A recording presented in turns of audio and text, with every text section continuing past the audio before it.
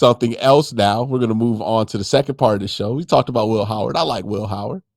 But Jacob, my guy, you are a fan of a different quarterback in this draft class. Not saying you're not a fan of Will Howard, but who do you like in this draft class at quarterback? I don't know what's going on with my hair. I didn't know that this was what was going on here. No, I will say I do like Will Howard, but QB1 for me is Cam Ward, and the only one I would take it to. Okay, that's interesting. Right now, I will readily admit I don't like jazz. Right, and sometimes watching Cam Ward to me feels like jazz. And I think about all the damn jazz we done played at quarterback over the last few Yeah. years, over the last 10 years. And you tell me that this dude who be playing the jazz is the guy that you should consider it too. And I have a visceral, oh God, reaction to it, right? So what I want to do, because look, the draft isn't just about what one person thinks a team should do. It's a conversation. I think that's the Yeah. funnest thing about the draft. You do the work, you have conversations with other people who do the work, and you come out to wherever you come out on prospects. And sometimes you can do the same amount of work, watch the same exact games, have two different outcomes on what you think a player could be. Doesn't mean that somebody is bad at their job or good at their job. So me and Jacob, we don't agree on Cam Ward, but what I wanted to do today was to bring Jacob on because I want to see, can Jacob sell me on Cam Ward? So that's my first thing. Let's start here with the first thing. I'm worried about the over what it feels like is an over reliance on improvisation Mhm. for Cam. I look at the Browns offense and I think the type of quarterback that thrives there is somebody who thrives in structure or is somebody who could thrive in structure. What is it about Cam Ward that makes you project that those that won't be a problem for him or that's a problem he can overcome in the league? So the first thing that stands out to me about that was if you just specifically look at his stuff in the pocket, in the structure in 2023 at Washington State and compare it to what it was this year at Miami, leaps and bounds. Totally obviously far from a finished product in that aspect of his game and there's still a lot that needs to happen there, but it's night and day, which to me kind of gives you the I don't know if it's just the hope, the optimism, maybe optimism is probably the word, but I've seen a guy make strides on his weakest area in his fifth year as a college starter. So, because some people are saying, hey, are you a finished product at that point? You've made a ton of collegiate starts. He has 2 years at JUCO, 2 years at Washington State, this year at Miami. And I'm looking at him and I'm saying, hey, he worked on that. There's still a lot of work to do. On that aspect of his game, yes. Yeah. But somebody asked me that today in the forums on the OBR.com was just kind of like, well, what about the under center? Like, what is it that gives you hope and and things like that? And I've seen a guy get coached up even later in his career in the areas that were his weak points. And I've been told that when you talk about a leader, a hard worker, a guy that takes coaching, that's Cam Ward. That is the rumor about the kind of person he is. Apparently, teammates love the competitive fire. They love to gravitate around him. So it needs work, yes, but I've seen the strides lately that makes me think he can continue to do that. Okay. Yeah, I think you bring up some interesting stuff, right? The improvement from Washington State to Miami, I think, is something that is significant and worth considering with him. Um, it, I just look, the Watson thing kind of just threw cold water on a lot of like different ideas, and maybe I'm gonna have to learn to shed that over time. Because like when you bring up, hey man, he's easy to coach, I remember that was like the main thing that people were like, oh yeah, Watson's super easy to coach, right? His teammates, they just love that competitive fire that Watson has, and maybe that's just something I have to shed eventually because it doesn't mean that he's not able to do it. But I do wonder, I'm like, how much of his play style is this is what he's comfortable doing versus this is just what he's being asked to do. Mhm. Like, do you think this is what Miami is asking him to do? And that's why he's playing this kind of looser style because they're like, hey, it's college. This guy has pretty high arm talent. We know that we have the athletes to spread it out in the ACC. So this is what we're going to ask him to do. It's not necessarily what would best prepare him for a professional career. And that's why Cam Ward looks like this. Or do you think Cam Ward plays like this because he likes jazz? Like this is just kind of like how he's the most comfortable playing the game of football, because that's another concern I have where I'm like, I have 5 years of tape to tell me this is kind of what he likes to do. Yeah. And trying to recoach somebody into doing what they don't naturally kind of default to, that's why I worry about you have that same disconnect that you had with Deshaun. Do you think that's a problem with Cam? Yeah, I definitely see the issues there. And that's why, like, if you look last week, I wrote a full in depth profile on the OBR and I finished it at the end and said that I still have some hesitance at two. Like, I still have hesitance at two because of things like that. One thing I come back to with some of the stuff that happened in Miami and some of the freelancing and the turnover worthy plays, because I know he only ended up with like 7 interceptions, which doesn't really fully tell the tale because the turnover worthy play percentage was higher. So he got away with some things that he will not get away with at the next level. But I also come back to he had to be Superman this year. Mm-hmm. That defense was not stopping a cold for Miami. He was going to have to put up 40 points a game. And when he didn't put up 40 points a game, they were going to lose. Like that was just kind of where it is. And so I try to differentiate that and say, I think that's part of it. Do I think he loves to thrive outside of structure? Absolutely, because he has the ability to do that. I mean, he's not Jalen Milroe as an athlete, but he's a very good athlete. I think I've kind of compared him to kind of Jameis coming out. He's a quick, short area guy because like his long speed's probably gonna be like 4.7, 4.8, right? Because like when he gets out in the open field, like okay, he's not that fast, but yeah, he has that quick, like his 3 cone might be pretty decent, right? Like his short shuttle and his 10-yard split might be solid because that's what Jacoby Brissett runs, like a 5 flat. Yeah. But like his 10-yard is pretty good, right? You can see it when he plays. It's like okay, he can get that short area stuff. Yeah, and that's Cam. Cam will get you the 10 yards. He'll do the Will Howard almost. I mean, he's a little quicker than Will Howard, but you know that kind of like, he's not going to break a 70-yard run, but can Cam Ward break a 25, 30-yard touchdown run? Yeah, he can kind of do those sorts of things too. You don't want to go Is too he in far. the category of guys who, if they run for a first down on you, you're like, dude, No, he's not there. like He's not that. It's not that. That is really. I don't mean it as like, oh my God, you just let like old Ben Roethlisberger run for a first down. But there are guys where it's like, how do we not get there? Like, how are we this locked in on man that we just like, well, who's a quarterback that makes me feel that way whenever they run for a first? Like Russell Wilson right now. If he runs for a Russell first Wilson down on against you, I'm like, us. come on. Like, it's not that he can't, like, you don't think he's athletic enough to do it. It's just like, we should really be aware enough. Like, or Geno Smith, if he runs for a first on you, you're like, come on, dog. Like, what's going on? Like, who's not checking to something at the in the Who didn't secondary? turn around just to make sure that Gino wasn't going Who did to he? go lumbering down the field on it?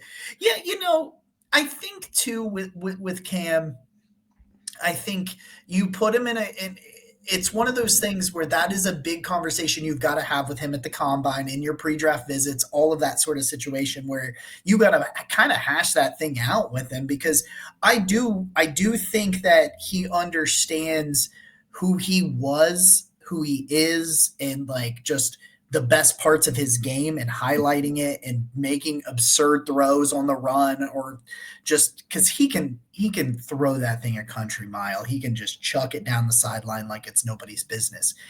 But I think if you get him in a system and you sit him down and you ask him to play, I think he makes plenty of plays in structure.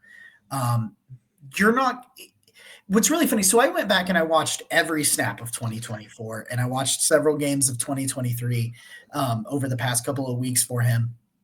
He makes more plays, I think, in structure than some people think. And a lot of that has to do with the fact that all of the plays that you see on the highlight reels are the ones that he doesn't make in structure. Those are the ones that really do wow you. But when he's given a clean pocket and open wide receivers, which is what Kevin Stefanski can give him, if they rebuild that offensive line, I think he can operate in that system. And I just, when I see a guy who I think comes into the NFL, I'm not sure if on a pure, I'm not talking about quarterback. I'm not going to like make this crazy overarching statement, but if I'm talking about pure arm talent, I don't know that there's 10 guys in the NFL that have more than he does. I think just pure can sling the ball, not necessarily play the position. There's a lot more that goes into it than the pure arm talent. But if you're watching these guys in the playoffs and you're like, I got to get a dude that can really sling the ball, I think Cam's up there.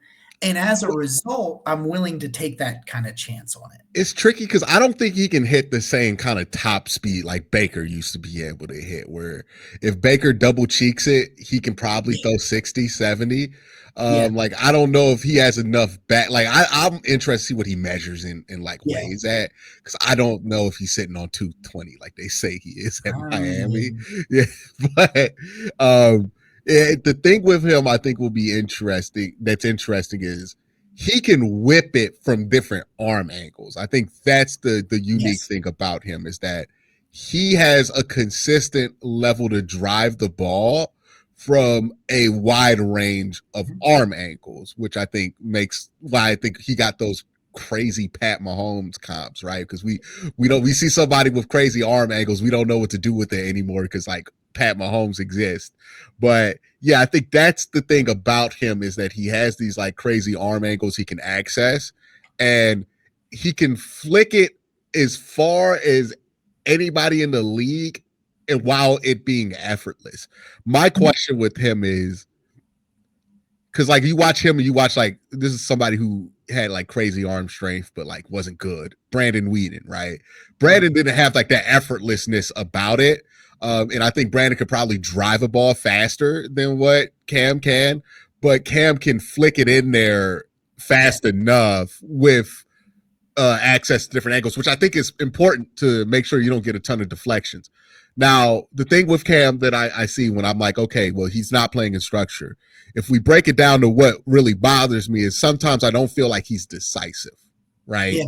And I think indecision, if that's what makes quarterbacks look different in the next level, right? When you're not confident, when you have that indecision. I think if you look at Jalen Milroe's tape, right? It's split into two halves. When he was really confident in what he was doing and when he wasn't, right? When he was really confident, he looked pretty good. When he wasn't, it looked pretty bad, right? And with him measuring at 8.5-inch arms, hands, it's going to be tough for him, right? That's a horrible measurement for him, right? Yeah. So you'll see what you can see there. But with these top two quarterbacks, right? The one thing, and I'm not saying Will Howard is better than these guys, but when I watch Will Howard, and Will Howard's 5-year guy, he should be at this point. Will can make up for a lot of his flaws. Like, he doesn't have a great arm, right, because he's decisive, right? And he can throw with anticipation. When I watch Shedeur, I think Shedeur throws with decent anticipation. He's not as decisive. I think he's probably the least decisive one out of all of them, considering that he's not asked to play out of structure a ton. And then there's Cam, who I wonder, I'm like, are you just not like, I know you see it. Like, some of this stuff is just basic. It's ace 91 with the ball route over. Like, it's a mesh. Like, you have to see it. Why haven't you made the decision yet? Like, I wonder if you could like talk to him about it and get his like unfiltered answer, what his answer would be for the number of times that we just see straight up indecision from him. And it leads to bad things or sometimes crazy good things happening, right? Because he is so good out of structure. But in the NFL, we know what indecision turns to. It's a strip sack for TJ Watt. That's Myles Garrett blowing you up, right? That's somebody coming up the middle, right? That's Cam Hayward smacking you in the face. there's not a lot of room for indecision, especially in Kevin's offense. How do you rectify that part with his fit in Cleveland? Because that's the thing that I have the hardest time with is even with Shador, where it's like, hey, I don't want to get somebody here who's going to be indecisive. Mm-hmm. Because, I mean, even with somebody like Baker Mayfield, that became a huge problem, right? The indecision where he just started patting the ball. And it's like, this offense is meant for you to get that ball out in whatever time is on that damn sheet, right? And it's usually the same amount of time that you got steps. So that's the biggest thing with Cam for me on why it's the second biggest thing. We'll talk about my next biggest thing in just a second here. But that's my second biggest thing that holds me back from thinking about turning the card in, because I think we all know the Browns want to draft. Everybody wants to get a quarterback. If we could solve that problem with 2 pick, that'd be awesome. But we gotta make sure the quarterback you want is there. And I think the decisiveness part of this, that's a huge part of it, right? For the Browns to decide, hey, is this somebody you want? Because I don't think it works well with the indecisive quarterback. Yeah, that is the biggest hang up for me, is that you can't make a, you see some of the really bad decisions that come from the indecisiveness, where he throws it into an area that maybe he had it open, but he waited and then went back across the field, or he wait. You know how it is. You don't throw back across across the field if you wait. If you hesitate, you throw back across the field, it's going to get picked off. He can get away with that sometimes, because he gets away with that sometimes. He thinks he can always. He has a. People talk about the gunslinger mentality. He's got the Jay Cutler gunslinger mentality, where he's like, "Nah, man, I can make that." Every single throw, he's like, I can make that. And I think he is so. It seems like he wants to go big play hunting all the time, to the point where he just doesn't take what the defense gets him. And I want to know if that, again, you're spot on. I want to know why. I want to have that conversation with him. And if you're not satisfied with what the answer is, then I understand saying, you know what, no, it's not going to work. I don't want an indecisive guy that's going to run around and just not, because there's times to create and there's times to take what's in front of you. Again, I think just the kind of player he is and the kind of talent and things I've heard about him, I'm encouraged about it. But if you don't feel like that's something you can coach him on, I get it. And I think if that's your biggest hang up, and for you it's a deal breaker, I totally respect that, because that's a major concern.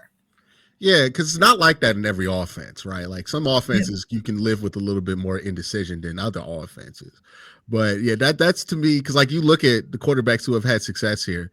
I mean, Baker Mayfield was really decisive in 2020. 2021, he was indecisive, hurt him, right? Jacoby Brissett, just real decisive there. Joe Flacco, he didn't have any hesitation, right? He was just launching balls, right? Just anticipation, all of that. And then you look at what Jameis Winston had success early on. Why? Because Jameis don't need to be convinced to do anything, right? Jameis is going to do what he wants to do, and he's going to be decisive and confident in that. And that's why he was able to have a lot more success than somebody like DTR, who you could just see him. I think it's high. I don't know, but I might throw an interception. I don't know where that safety is. And he's thinking about way too much there. And it's like, hey, you gotta trust the offense to throw, right? And I wonder, because he has moved around so much, and this is a question with a lot of kids in college football now coming to the NFL. These offenses, especially like the Shanahan style stuff, it requires that you trust an offense. And I wonder how many of these kids have experience like trusting an offense, because they haven't had to be in one offense that long, right? Because coordinators are changing or they're transferring or anything like that. That to me, I think, is another question here. It's like, hey, is this guy able to trust his offense? Is he ever going to be at that point? Like, I think it was a huge issue with Deshaun. I don't think there's an offense Deshaun trusts, right? Especially once he started to not have success. So that's a concern there. But my number one thing about the number 2 overall pick, hey, we got to be real about what a number 2 overall pick at quarterback means, right? That's an investment. It's not like, oh, well, if it don't work, we can just move on, draft somebody next year. That means 2026, you're out of that class. 2027, you're out of that class. You're spending the next 3 years dedicated to developing whoever you draft at 2 this year. Mm-hmm. So you have to ask yourself a couple of questions. One, how do we feel about 2026 and 27? Mm-hmm. How do we feel about our chances to get somebody in one of those years? What do we project for ourselves this year? That's a question the Browns have to have internally. I can't tell you the answer to that, right? Browns might be like, hey, we're trying to win 11 games. We got to do it right now. The Browns might be like, hey, we don't know what's going to happen next year. We don't have a quarterback. So we got to consider the 2026-27 draft. Number two, you're in the AFC. You're in a division that has Lamar and Joe Burrow. And the dude with 3 MVPs, people argue, is not the best quarterback in that division, right? Like, you're in a conference where you have to get past Patrick Mahomes. The requirements at quarterback in the AFC are just higher than what they are in the NFC. So if you draft somebody at 2, with all of that considered, I have to have the belief, and you tell me how you feel about this, but to me, I'm not taking a quarterback at 2 if I'm not convinced that they could be as good as CJ Stroud or any other quarterback that you would say, hey, that guy gives me a chance against Patrick Mahomes. If we're talking about like, hey, he could be as good as Dak, he could be as good as Tua, these quarterbacks are like, I don't know if they give you a fighting chance against him. You got to ask for a lot of things to go right. Then that concerns me, you know? So when you look at the top of this class, Cam Ward is the top guy in your mind. Do you think he has the upside and do you think the probability of him getting to that upside is high enough to where if you turn that card in, I'm not asking that you feel amazing about it, right? Like, because that's last year, right? Jaden Daniels, Drake May, whatever you did at 2, you would have felt amazing about, right? Because those are just different level of prospects. But would you feel good about it? Would you feel confident about it? If you turn that card in thinking that, hey, this guy's going to give me a chance in the AFC if we just put him in our system? I think I do. And I think the biggest reason for that is I think I have seen, for the most part, this offensive coaching staff, specifically Kevin Stefanski, get a lot out of quarterbacks who, aside from Baker Mayfield, who had the physical talent, I've seen him do it with other guys that didn't have that raw physical talent. And then he was able to get stuff out of Jacoby Brissett, for example, and some things like that. I do, because I'm just trying to figure out what is the best way to get me one of those guys I saw the last couple of weekends. Can I interject here? Mm-hmm. So we've seen him get success with like Joe Flacco, with Jacoby Brissett, to an extent, Jameis Winston. Mm-hmm. I do have the larger question of like, hey, if you point to guys who are closer to Cam Ward's style, though we have not seen Kevin have that success in improving those guys' level of play. Do you factor that in when you think about that? Because like that's one thing that like I don't know if he qualifies for the Kevin Stefanski 15% boost that we usually see with some of these quarterbacks, because you know, as much as he's done to get more out of like Deshaun and Joe Flacco and some of these other guys, I've also seen it to where I'm like, I'm not convinced that Deshaun didn't look worse because he's here, right? Not saying he would have been amazing anywhere else, but I think the fit in the match of skill set and tendencies between the quarterback and the coach were just a uniquely bad one that it probably made him worse, especially those first 2 years, than it did anything to make him better. Do you think Cam falls into that category where you have to start considering how things went with Deshaun? Yeah, and I think that is the question Kevin Stefanski has to answer. And that's why it's like, if you are doing the right thing, and I think the right thing is letting Kevin pick the quarterback in 2025, whichever route that is, whether it's a guy like Kirk Cousins or it's a guy like Cam Ward. I look at Cam Ward and I think what they can do is have Cam Ward be an athletic version of what Joe Flacco was in 2023. I think that style of offense, what they were doing there, I think Cam Ward's skill set can really be there. Think about some of the we laughed at it at the time, but some of those plays where Joe Flacco was getting out there and running a little bit and throwing the Mhm. ball on the run and everything, put a better athlete there. I mean, because if some things that really got me on the even more on the Cam Ward train over the last couple of weeks while I was watching it is you remember some of those throws like the one against the Bears that we talk about a million times when you see the all 22 version from behind Flacco in the end zone where he threads it in there to Amari to win that game. I've watched multiple times Cam Ward do those sorts of throws, be in that kind of don't you start with me, MC. I see you in the comments. MC knows how to fire me up, and he's already. I see him over there in the comments trying to fire me up. But I that's what I envision when I envision Cam with Kevin is that style of offense, but a more athletic thrower. And I think maybe Flacco probably had not at this point. Maybe at one point Flacco probably could throw it a little bit deeper, maybe a little bit. But I think you saw some of this stuff with Flacco. You talked about it with Cam, the arm angles, dropping it Yeah. down, throwing it around to Jerome Ford. I can think of a couple of plays where he did that when he's dropping.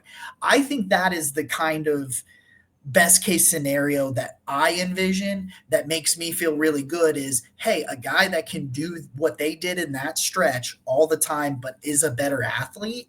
Now, if Kevin doesn't think they can do that and that it'll work, then don't do it. if Kevin's like, no, actually it won't work because yada yada yada, I want Will Howard, I probably wouldn't cry if he did that. I'm not gonna be. But my thing is like, I think the best chance you have at getting one of those guys I've seen these last couple of weekends with that special kind of ability to throw the ball that way, I think it's Cam. And for that reason, that's why I'm fully board on that train. But I'm not 110% on the train like I wish I was, and like I would have been in last year's draft if we were picking second. Yeah, Jada Daniels. I remember watching him one time at LSU, and I was like, "That's Kevin Stefanski's dream at quarterback, right?" Like, because Kevin wants an athlete at the Yeah, position. I think I think he's so. made that clear. Every quarterback that they have pursued or tried to develop, like they had Kellen Mond on the squad for a couple of years, trying to develop him. Like, I think he wants a athlete at the position. We heard Joe Milton's name last year. As one that the Browns are interested in. So I Mm-hmm. think they're interested in a athlete at the position, somebody who can give you, who can put the linebackers in conflict by just existing, right? I think he sees that happen with Lamar Jackson and says to himself, hey, that'd be great if we could do that. Mm-hmm. I think he wants that's why he's going back to college and getting all these guys and making sure that he's pulling from there. I wouldn't be surprised if you draft Cam Ward because I'm like, if the one thing I know Cam Ward can do, low ceiling, high floor, is he could do the RPO stuff because he's Yeah. decisive and he can throw it and he's whip strong with the arm. He could do that stuff. He'll be fine. My overall questions with him have to do with just the fit. Like I see your vision and I think it's a beautiful vision, Jacob. But I don't know if Cam is the guy to live through that vision, right? Like I have my Yeah. concerns about his decisiveness. Yep. Size is going to be a big thing too, right? In the AFC Yeah. North, is he sitting on two bills? Is he not? Like, how big is he actually? Does height start to become a concern? I mean, like nobody thought Jalen Milroe's hands were a problem until like a week ago, right? Like that was a No. complete shock for everybody. But then you Yeah. look back and you're like, that's why the ball looks flat out his hand sometimes, right? Like it's like, okay, it kind of makes he has these errant passes, and you're like, You're like, oh oh, no, that yeah, tracks. it starts to track back, and then Yep. you start to be like, okay, now it's a real problem because I've seen football evidence that hand tie stuff actually matters for him. So it's gonna be an interesting draft season. But the one thing I said in one of my videos, because like the Browns interviewed Shador, I'm like, they should do everything they Yeah. can to be as sure as possible a quarterback. Because the thing is, you're going to hear stories that, hey, the Browns want to draft the quarterback at 2. That's true. They do want to draft the Yeah. quarterback at 2. I want the Browns to draft the quarterback at 2. But if it's not the right guy, you can't just draft one to draft one. No. And I think that is the question that the Browns have to grapple with. Even if they start feeling good, do I just want to feel good about it, right? Like, am I trying to convince myself that this is the right choice, or am I convinced that this is the choice? Gonna be a lot to think about, Jacob. Thank you for joining me for the second half of QC Live. Thank everybody else for sitting through some technical difficulties with me. I want to make sure everybody has a great day, has an even better night. Peace.